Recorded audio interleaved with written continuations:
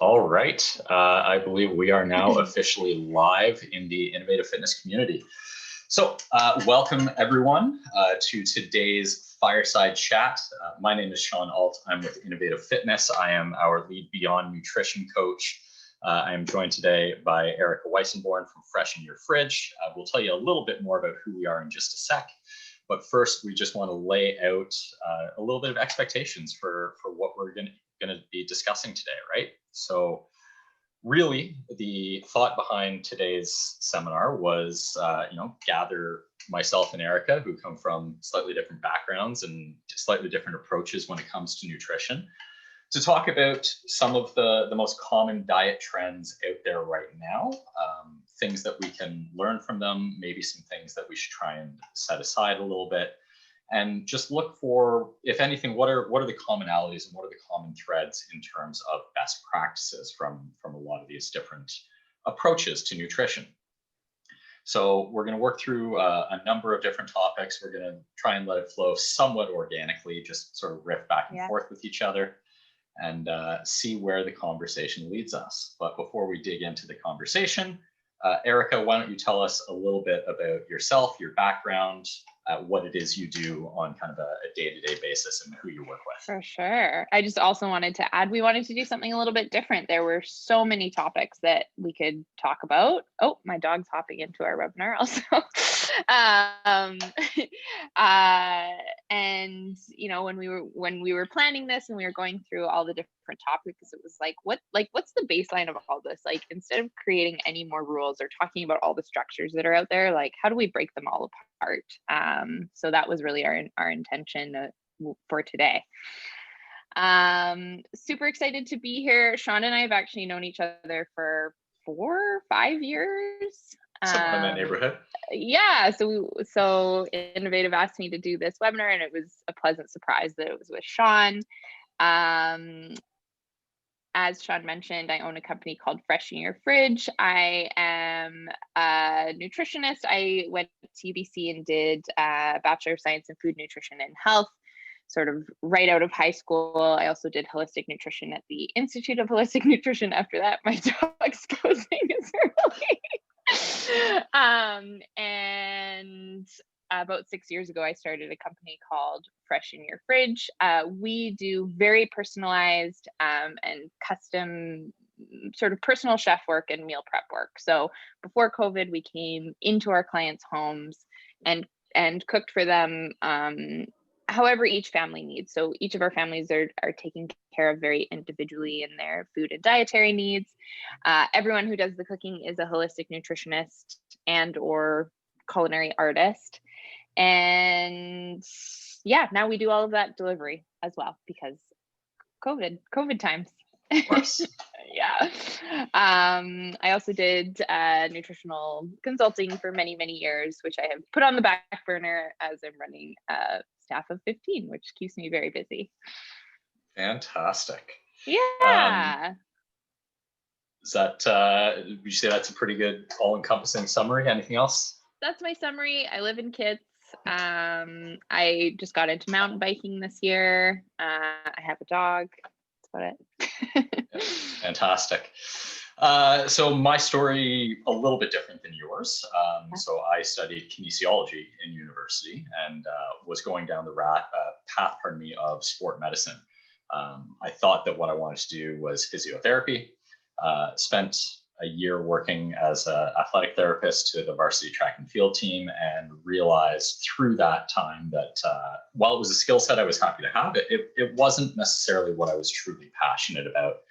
And what I really wanted to do was help the everyday person, lead a more active, fulfilling, enjoyable life. So I made the switch over to personal training. I've been doing that since 2007. And about 3 or 4 years ago, I started to dig deeper down the rabbit hole that is nutrition science, nutrition coaching, holistic lifestyle coaching, all of that kind of stuff.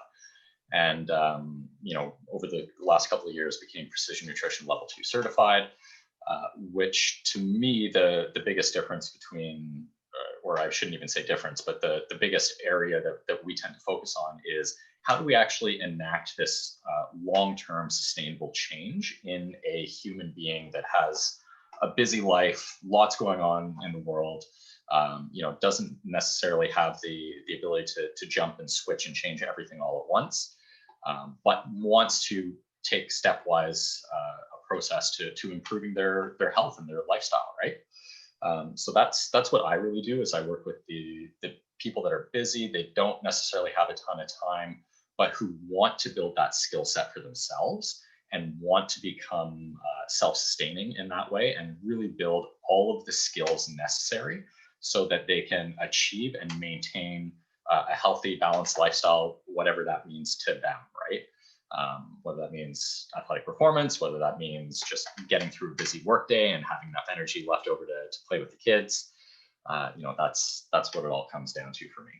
So I think, a nice little way to summarize the difference between what you and I do is, Erika, you work with the busy people who just straight up want to outsource all of the thinking and all of the process to somebody else to say, can you just make sure that I'm eating what I need to be eating, right? Versus I work a little bit more with the people who want to build those skills for themselves over the long run. Yeah. And I wouldn't say those are two separate audiences either. There's, as we know, in Vancouver and elsewhere, people are very busy, and taking the time to feed yourself properly can be a full-time job, right? So I would say all of our clients still do have the value of healthy eating, and they want that education, and they care very deeply about it. It's not a quick and dirty fix for them. So I think that's where we overlap. Absolutely. Yeah. Okay, fantastic. So, we got a number of different topics we sort of brainstormed that we were going to cover for today. And we talked about it, and we figured that one of the more popular trends right now. Yeah, what are you hearing about all the time right now? Intermittent fasting, right? Yeah. That's a big one that's making a lot of noise out in the world. We know there are a few different styles or approaches to intermittent fasting, right? Depending on who you are, it might mean something different to you.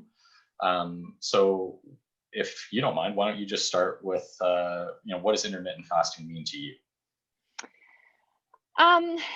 Intermittent fasting, sort of most simply, in my perspective, is restricting your eating window to a certain time, whether that be throughout the week, so you're taking like full longer fasts, whether it's 24 hours or longer, or day-to-day shorter fasts. So 16 hours is your fasting window, etc. So there's so many different ways. And I was even doing a little bit more of a refresher this morning, and was reminded of there's like 2 days on, 1 day off, and the options with it are really endless.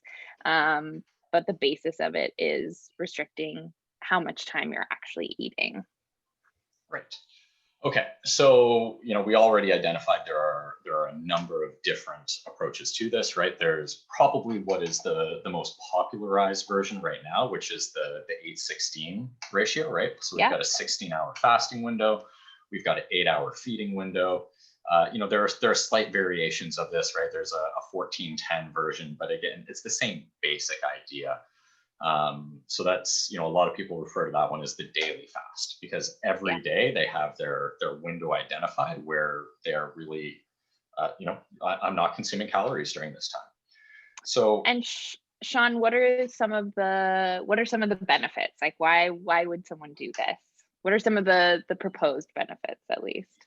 So that's a important differentiating question, right? Is what are the supposed suggested benefits that might come from this, and what are the actual benefits that we tend to actually reap when we follow this process, right? So for most people that are looking to implement this type of protocol, it's usually about either weight loss or body composition, right? And there's a lot of claims out there as to how fasting specifically can affect our hormonal levels, affect the way that our body interacts with glucose, and really just help to basically create a more efficient machine when it comes to processing all of those nutrients, right? The overwhelming consensus in the scientific community, from a nutritional standpoint and from a training standpoint, the top minds in the field right now all agree that the largest benefit that this really offers, and the biggest reason that so many people have so much success with this, is purely that they tend to consume fewer calories than they would if they weren't following this type of process, right?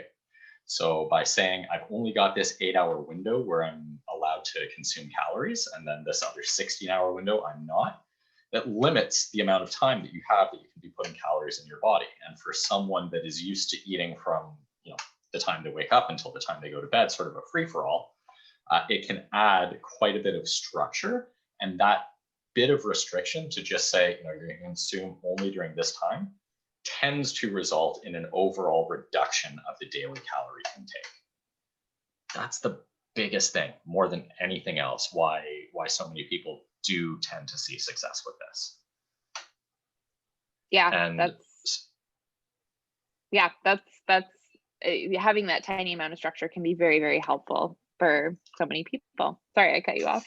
No, that's all right. But I was going to say it's there is this mindset that some people have that because fasting is magical or some kind of wonderful process that results in all of these other physiological changes beyond just reducing the calorie window, people can screw it up easy enough, right? By reaching for those hyper palatable, high calorie foods.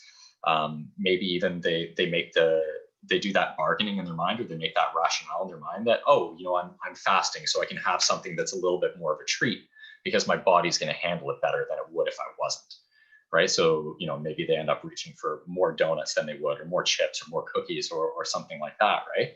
When we make that trade-off in our mind, and when we make that trade-off in real life, it's like, okay, well, we've reduced our feeding window, but we've increased the calorie density of the foods that we're eating during that time. Are we still getting what is that primary benefit, which is the reduced overall calorie intake? And that's where I see a lot of people really run into trouble with this one. And what about you, Erika, in your experience? What have you seen in this sort of daily fast protocol?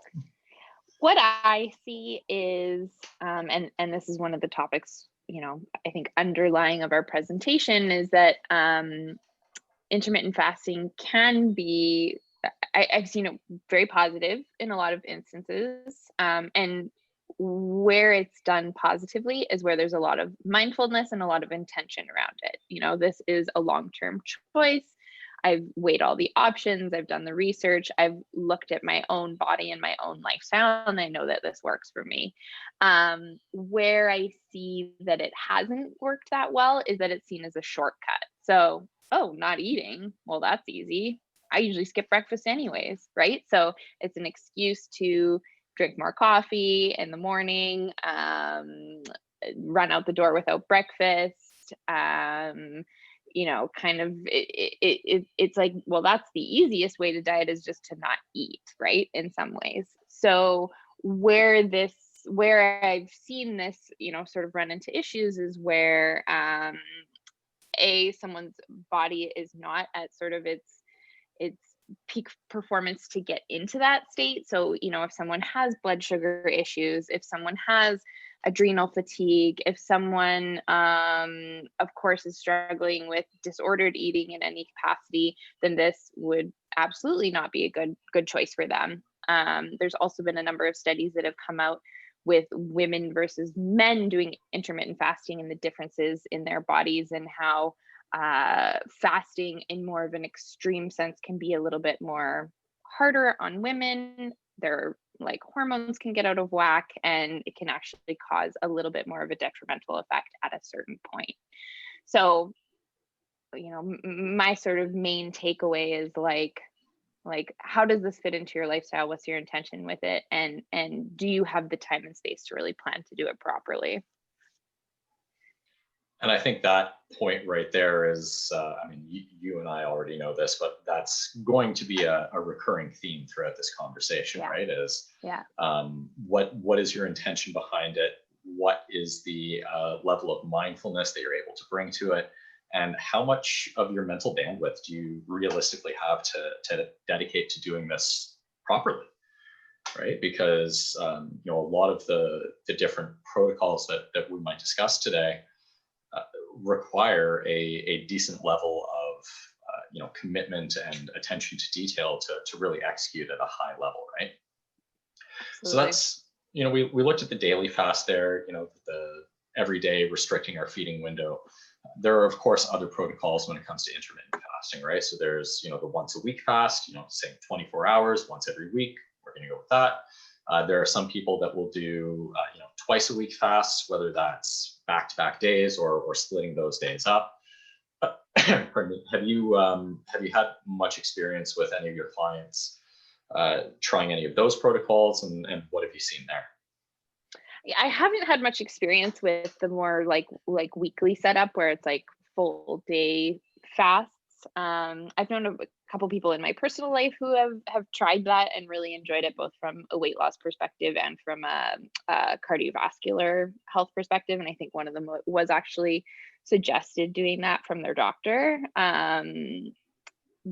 Yeah, again, you know, sort of same suggestions around it, like can your body handle that, like is your blood sugar and metabolism stable enough to be able to fast, you know, can you work your way into that. I think all of this is a reminder to like there's all these different ways of eating, but like are you still being kind to your body through all of it, right? Like let's not treat this as a punishment, let's treat it as like some sort of structure that can be very rewarding for your life and for your body. And it doesn't work for everyone, right? Like personally, I have tried fasting. I tried it for probably again on and off, so maybe I wasn't as committed as I should have been, but I did experiment with it, and I found with some sort of underlying health issues that I was going through that it didn't work for me. You know, I was sort of going through a period where I was feeling a bit more taxed, had a bit more adrenal fatigue type symptoms, and I actually did require more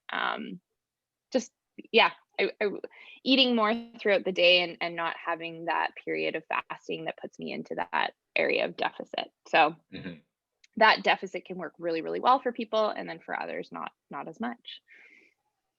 Yeah, and I mean that again comes back to, I think, one of the original thoughts behind our whole conversation today, which is respecting individual differences, right? Yes. And the fact that you know, there is probably no one diet protocol or nutrition protocol out there that will universally work for everyone across the board. What works extremely well for me may not work at all for you, Yeah. right? So it's again looking for, you know, what are best practices and how can we reasonably incorporate those into our own lives. Yeah. Yeah. So I've had a little bit of experience with the daily fast with some of the clients that I've worked with, and where we've used it most successfully is actually not so much as a weight loss tool or even a health tool specifically for the fast itself, but rather as a learning opportunity. Mm. So you know, I'm of the general belief that our bodies, given the right stimuli, given the right circumstances, are actually quite good at telling us what they need, as long as we've created the environment and given our bodies what they need in order to be able to do so successfully, right? So as long as we're covering our nutritional bases, we're getting, you know, adequate rest and recovery, we're managing our stress, our bodies are built to tell us very effectively, you know, when we're hungry, when we're not hungry, when we're satisfied and can stop eating, right? And you know, that's actually something that I work on with quite a few of my clients, is helping them tune back into those natural hunger cues that most of us become disconnected from due to the demands of our everyday lives. You know, we're bombarded with all of these demands all day long that we get so single track focused on the job in front of us that we don't really pay attention to what our bodies are telling us. So the daily fast, or sorry, pardon me, the weekly fast though, like choose one day, 24-hour fast, I found can be very useful in helping reacquaint people with those cues. I definitely recommend doing it on a day where you don't really have many major demands in your life. Like I wouldn't do it on a busy work day. I wouldn't do it on a day where you've got a list of a million and two errands you got to get done. But on a day where you don't have too much on the agenda, and you have an opportunity to really pay attention and listen to your body and reflect, your body will send you some pretty strong signals over the course of that 24 hours. And not only will it help reacquaint people with, what does true hunger feel like, it also helps remind them that in a lot of cases, hunger comes in ebbs and flows, right? So we may have this experience where, I feel I'm getting hungry, I'm getting hungry. And then it actually starts to level off and maybe even subside a little bit. And there comes a point where it's like, oh, you know what? I'm not as hungry as I thought I was.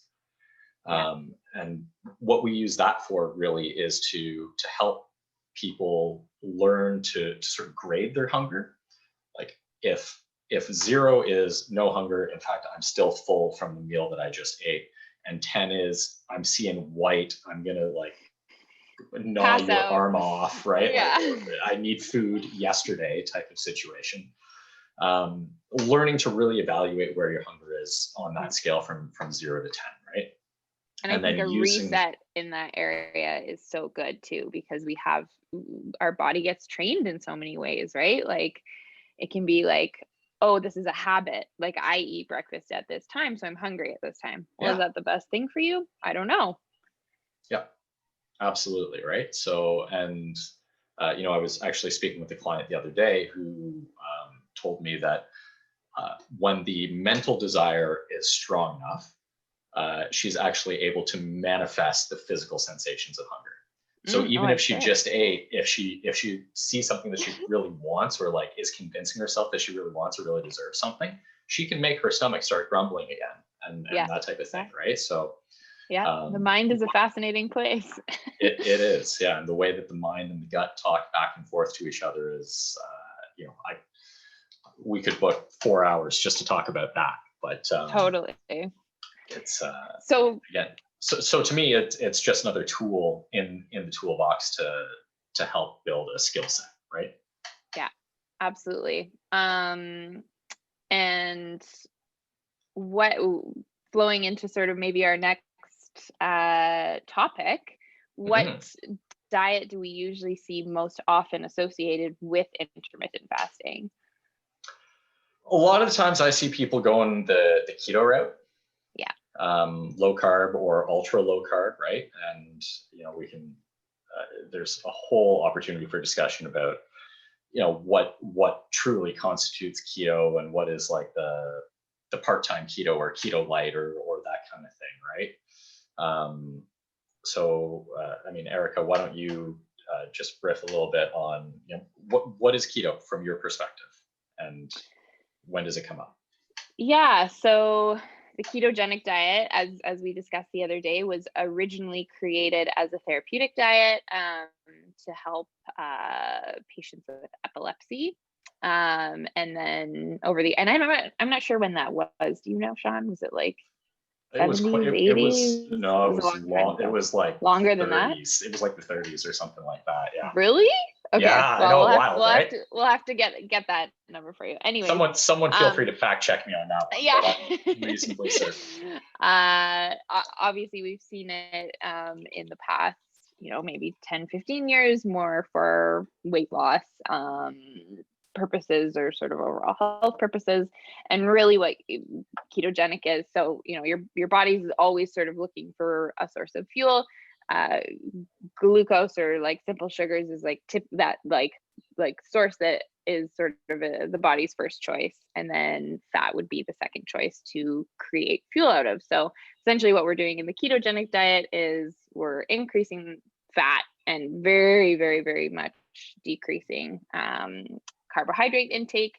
So the body's choosing that as its first source of fuel, and the reason it's called the ketogenic diet is because turns fat into ketones, which is what your body then runs off for energy.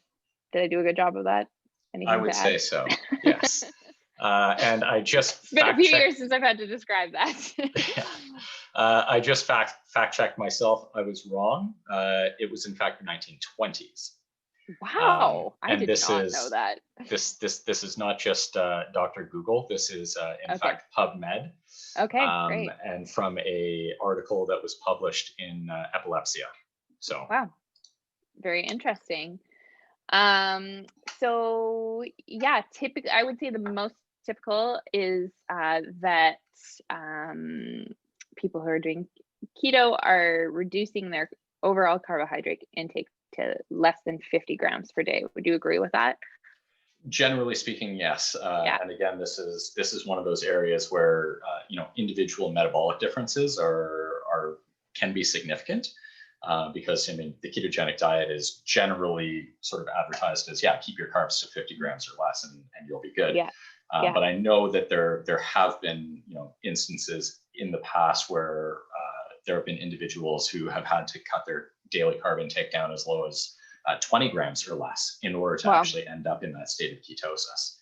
Right. Which 20 grams of carbs doesn't give us a lot of room for. I mean, frankly, even vegetables at that point, let alone fruits or starches or grains, right? So definitely not. Yeah. So what do you, obviously you've probably had some of your clients go through the keto diet. What are you seeing as any benefits, or what are sort of some positive outcomes that you've had with, that you've seen with the keto diet? Positive outcomes, again, because keto is so all or none in terms of like to do it right and to achieve ketosis is a serious commitment.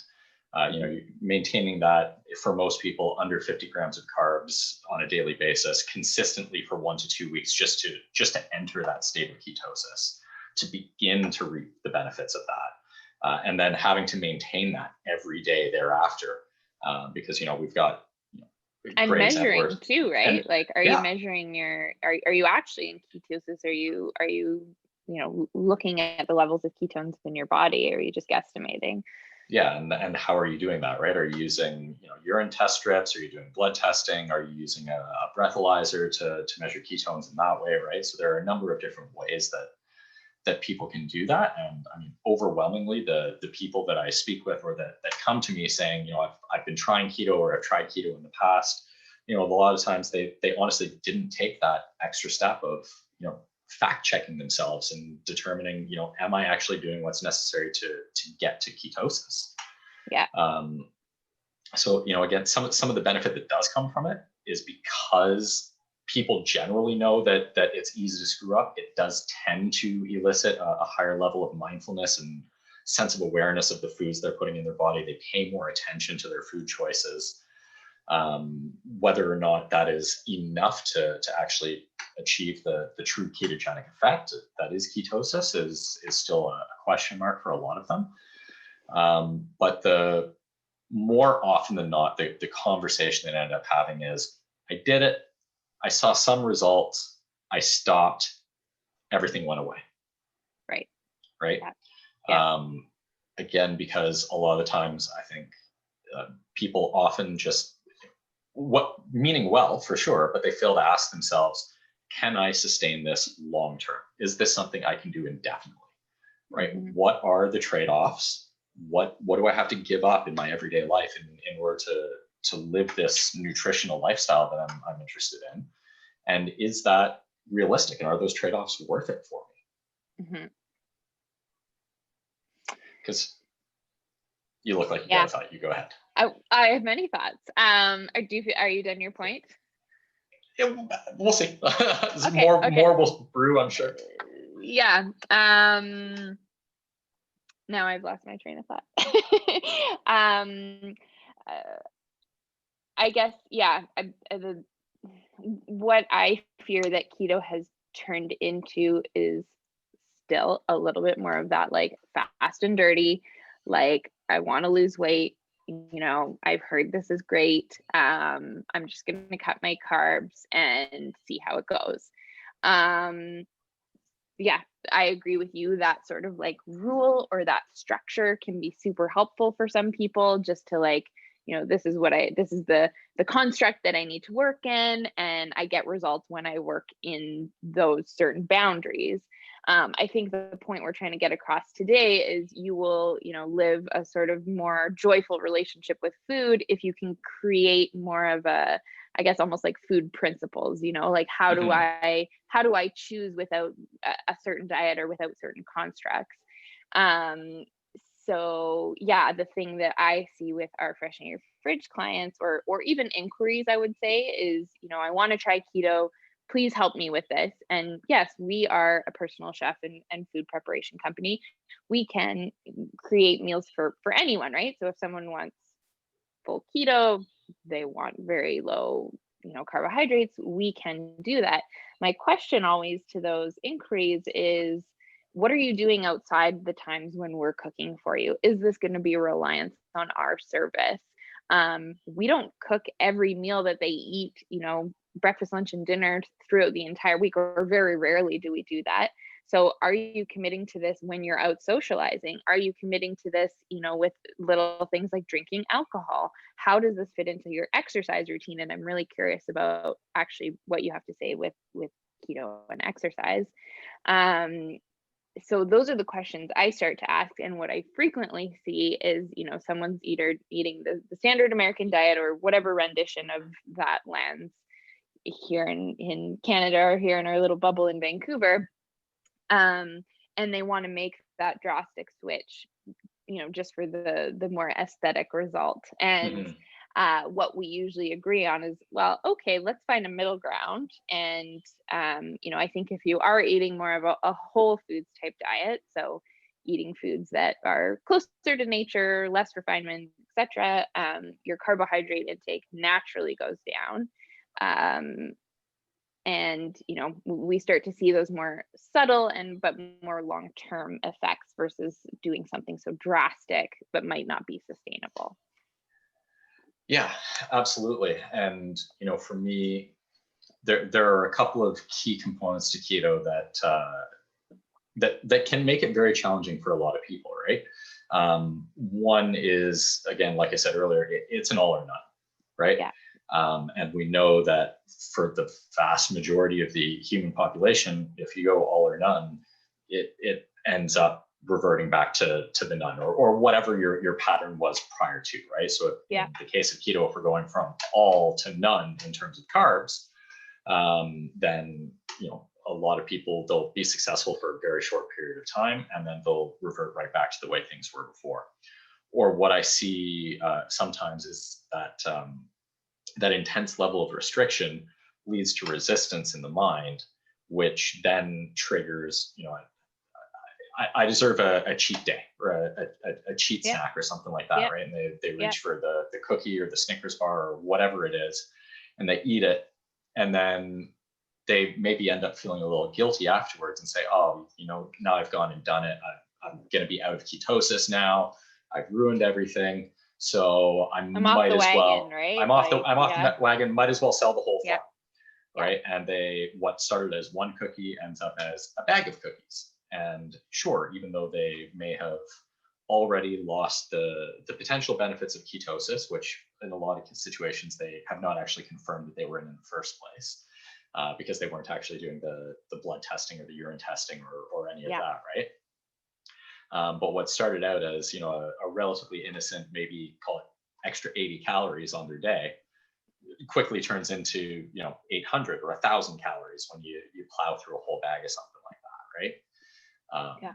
So it's not only the implications that it has for keto in general, but with their overall relationship with food. And oftentimes that ends up being a big topic of conversation with the people that I work with who have done keto in the past, is sort of rebuilding their relationship with food, and in particular rebuilding their relationship with carbs, and getting to the Yeah. point where they no longer see all carbs as being inherently evil, right? Yeah. All food exists on a spectrum. Some things are better for us, some things are not as good for us. But when people come from a a school of thought such as keto, where it's sort of all encompassing in that regards of we have to avoid carbohydrates because we have to keep our carbs low. All carbs sort of fall into the same category. And when they go to move away from keto, they have a hard time creating that differentiation in the mind of, what are the higher quality carbs and what are the ones that maybe I really should be avoiding just because of the level of refinement and processing and that kind of thing, right? And that is, I would say, one of the unfortunate things with keto, the ketogenic diet, is it is all or nothing. Like it is kind of, you kind of have to do it all to be in ketosis. So yeah, it's true. And I know you and I have spoken about this previously, Erika, but I've mentioned previously that I've sort of got my philosophies when it comes to like the levels in terms of our nutritional strategies, right? So we've got our level 1 strategies, our level 2 strategies, our level 3 strategies, right? And because you explained this to me on last week when we talked, and I thought it was really great. So do you want to run through that really briefly now? Yeah. So like level 1 strategies to me are the fundamentals, right? This is part of like precision nutrition's so this theory is or protocol that they work in. Yeah, so through the precision nutrition certification programs, and I've done a couple of them now. The big things that they talk about are, a precision nutrition coach should, in theory, be a diet agnostic, right? We're not overly concerned with, is it paleo, is it keto, is it Atkins, whatever, right? We're here to really help people individualize and figure out what are the strategies and what are the approaches that are going to work best for you. And in a lot of situations, in order to even be able to begin to figure that out, requires creating a baseline, right? And a baseline of just good quality, healthy habits. Things like getting enough protein over the course of the day, getting enough vegetables, getting enough healthy fats and carbohydrates, right? Getting adequate sleep on a consistent basis, implementing stress management strategies, because our level of recovery, as dictated by both our sleep and our stress levels, can change our body's physiology and how our body is going to interact with those nutrients that we put in it.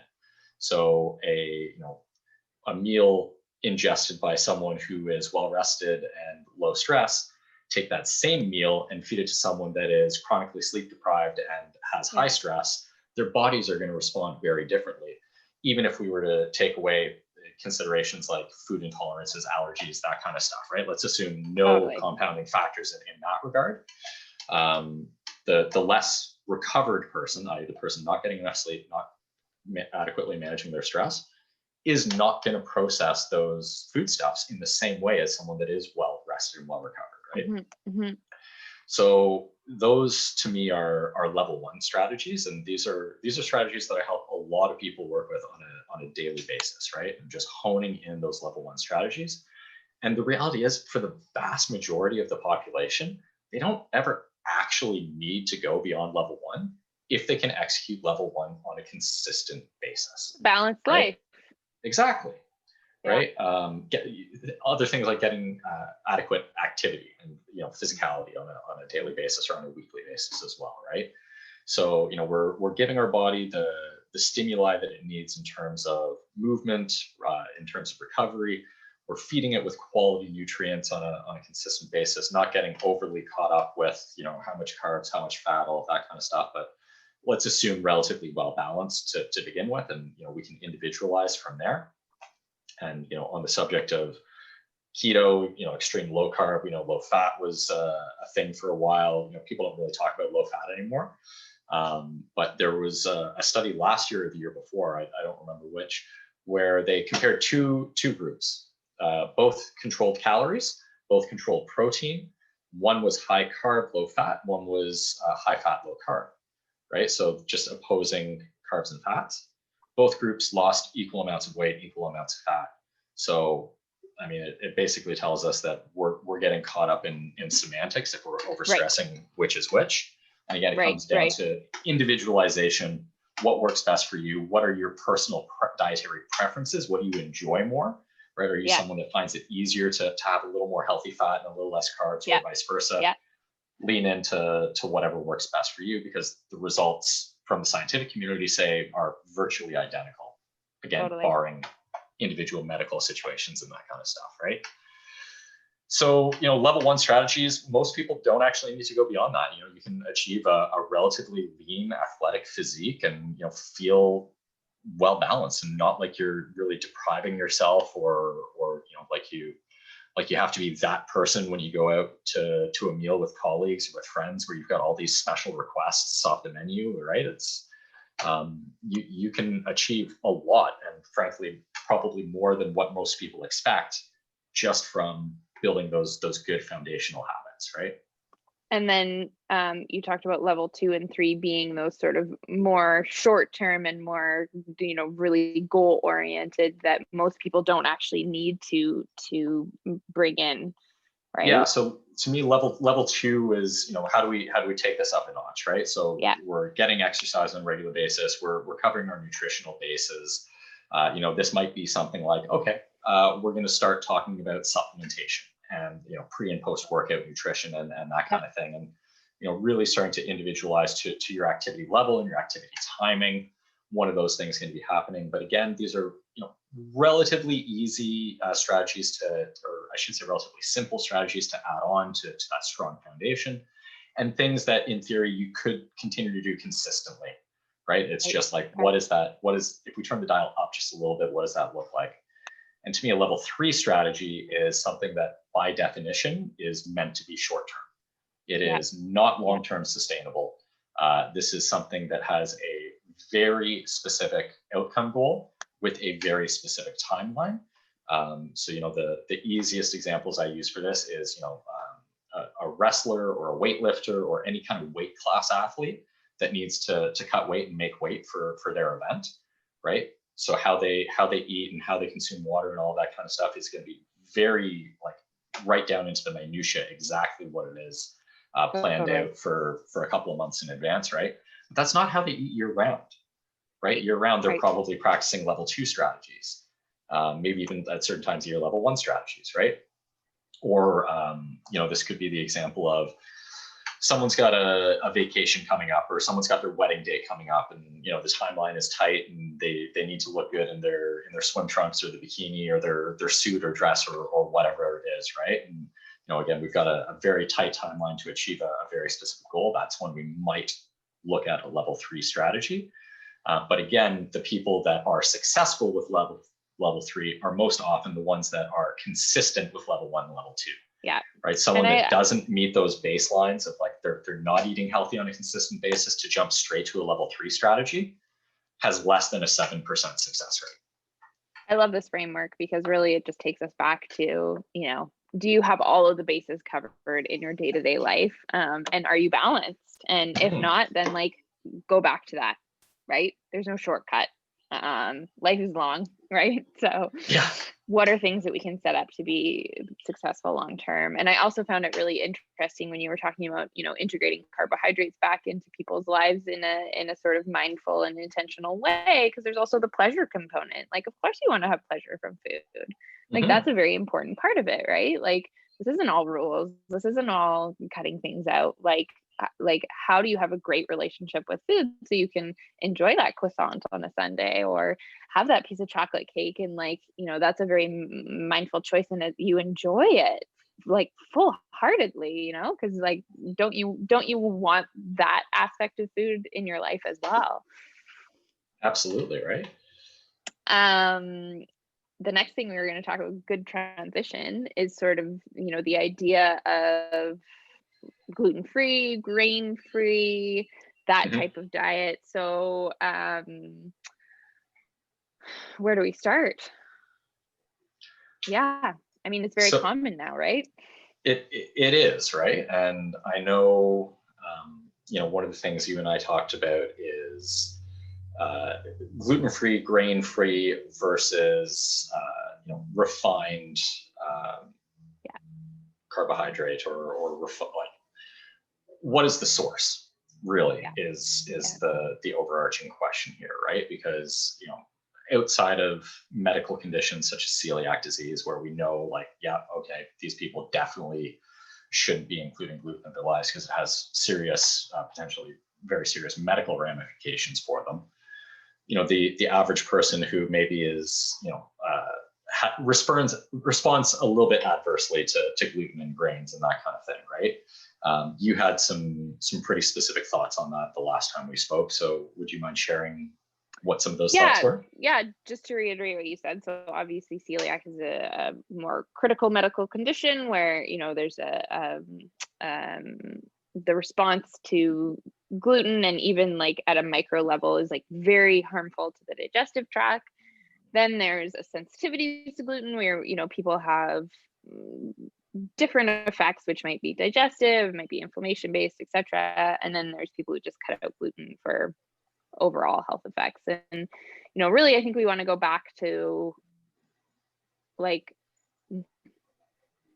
when we look at how gluten is consumed in our overall standard Canadian diet, let's call it, we consume a lot of wheat. So gluten is one of the proteins in wheat, and most of that wheat is very refined, right? So we're eating it in bread that's been, you've bought from your local grocer that, maybe has preservatives and sugar and other things added in it. And even when we go back to the farming of that wheat, it's been modified or maybe genetically modified, right?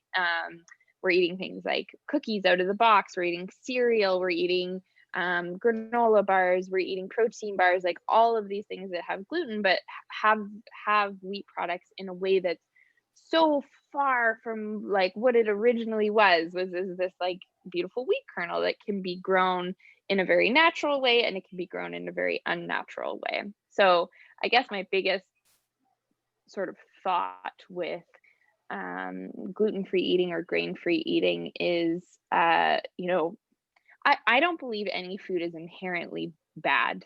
That is a very, very strong belief for me. What I do believe is foods can be very misunderstood by the body, and rightfully so, when they're so altered again and again and again, and we're eating them on a very consistent basis, right? When we look at our sort of standard diet, you might be having cereal for breakfast, you might be having toast for lunch, and you might be having pasta for dinner with a muffin, for an afternoon snack, and cookies. So that's a lot of refined grain products, which, might be sort of overkill, but we also want to look at like, what are the quality of those products? Where are they from? Like, is this more of a naturally grown and harvested wheat that was then, locally milled, and we've got like a beautiful sourdough bread, which actually it starts to break down some of that gluten and makes it more digestible? Or is it something that's been, full of preservatives and has been sitting on the shelf in your grocery store for weeks or months or whichever, right? So the way your body understands that and assimilates those two different things is so different, right? Of course. Absolutely.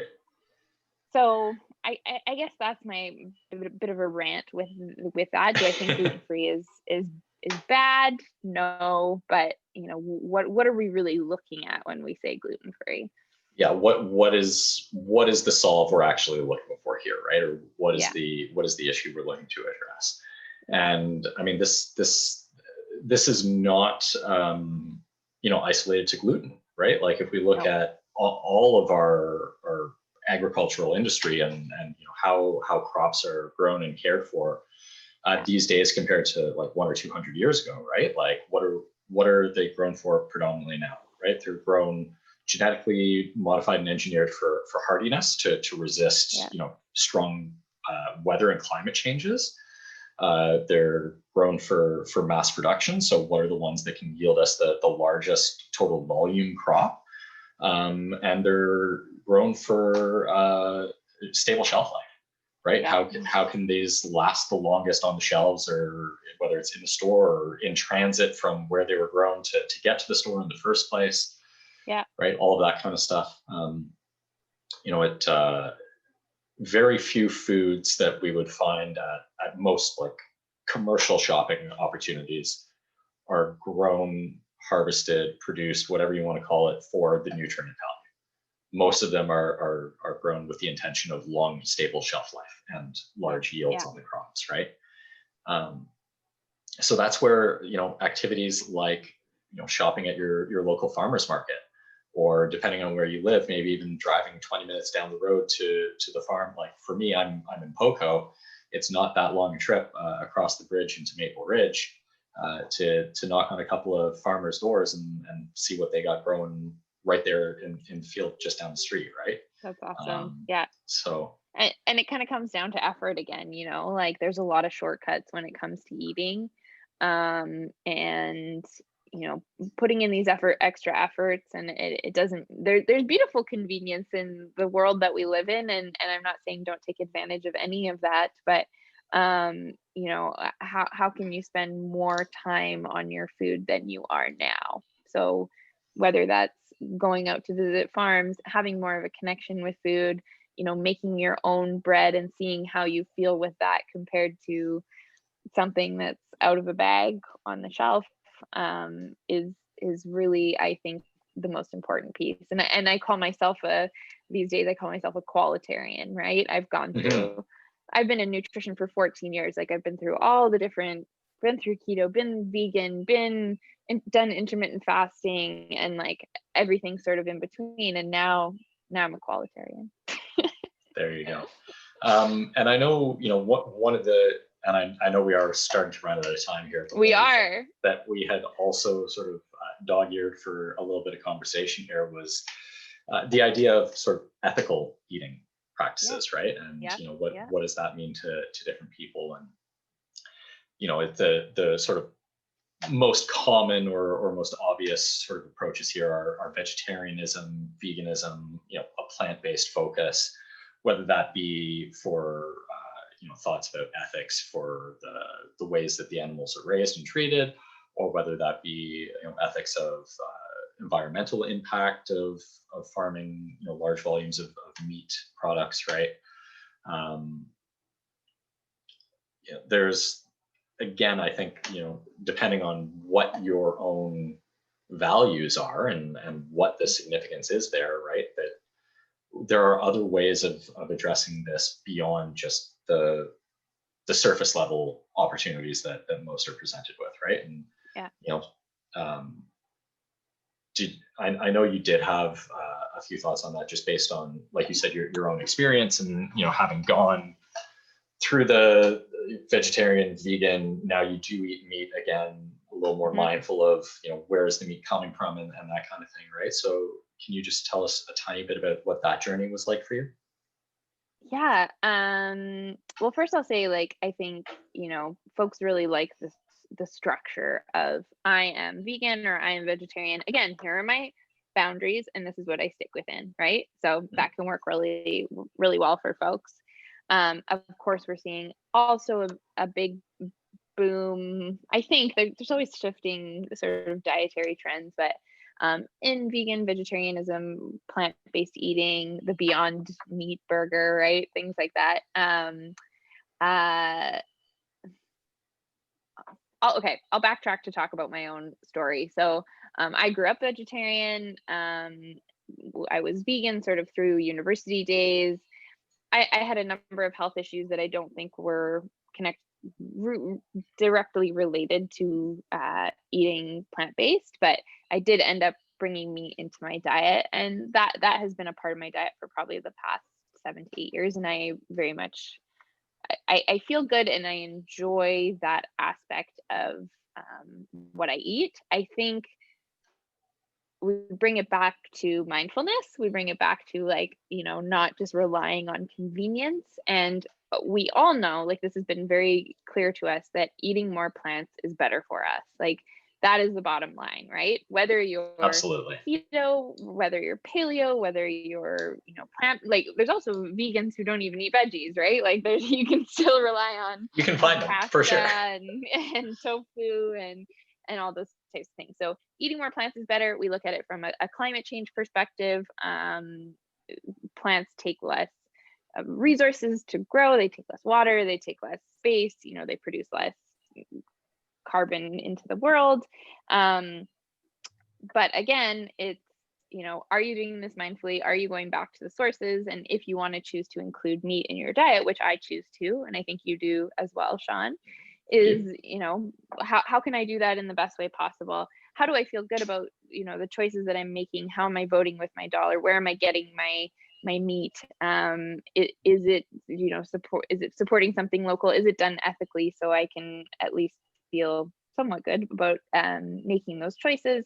So just getting as close to sort of the source of your food as you can, I think is a wonderful process, and constantly helps you make better choices overall, right? And is Absolutely. better for our planet, and etc.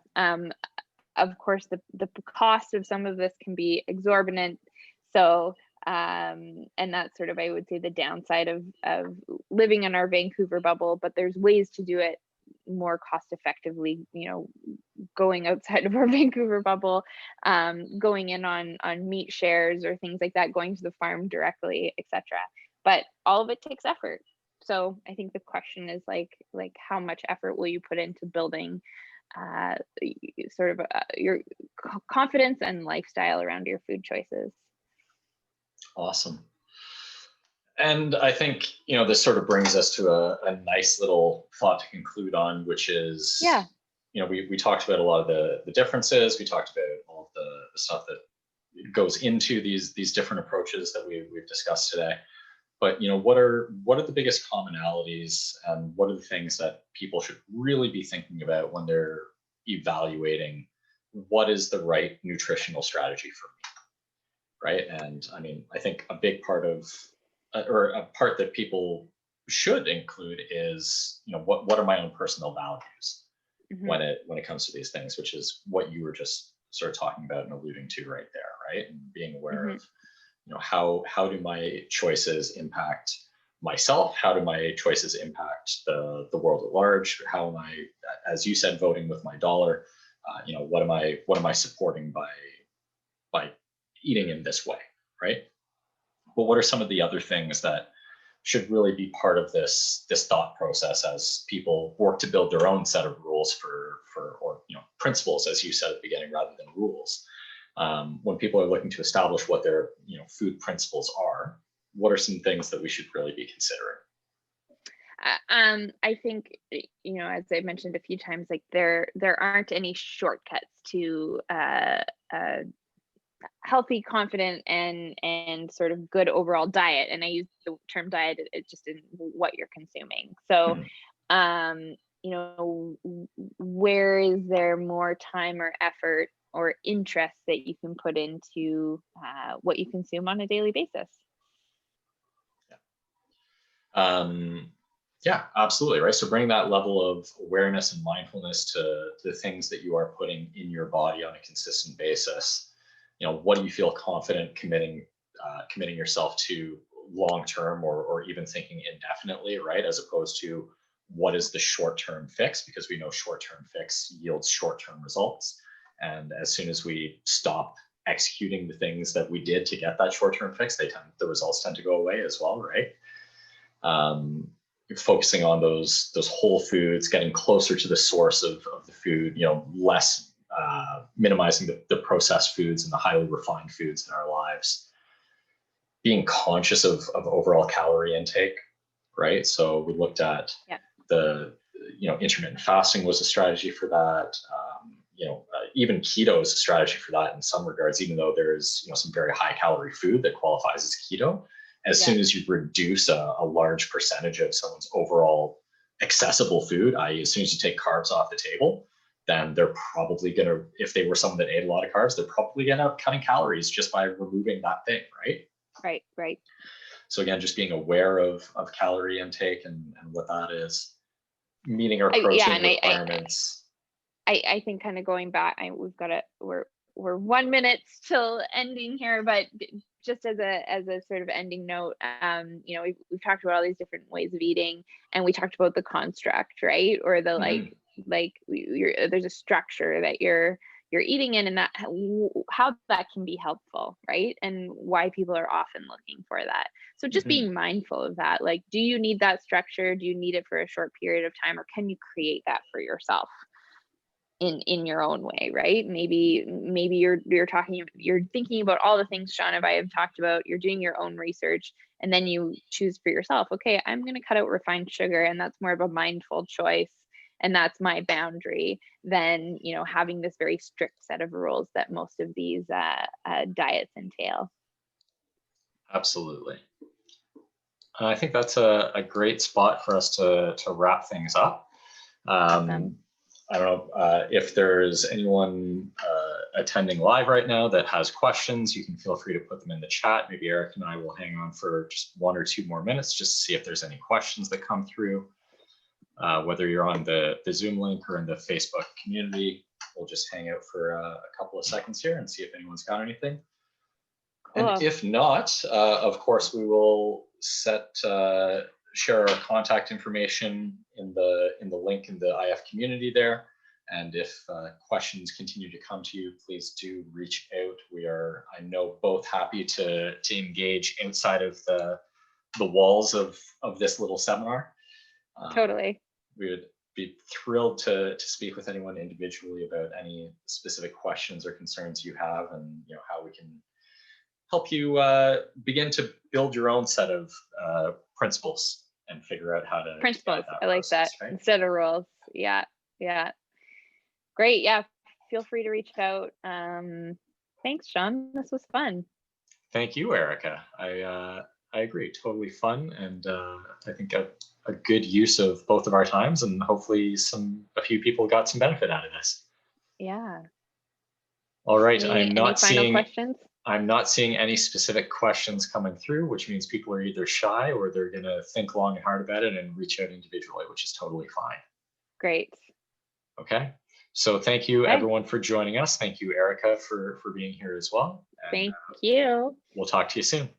Sounds good. Bye.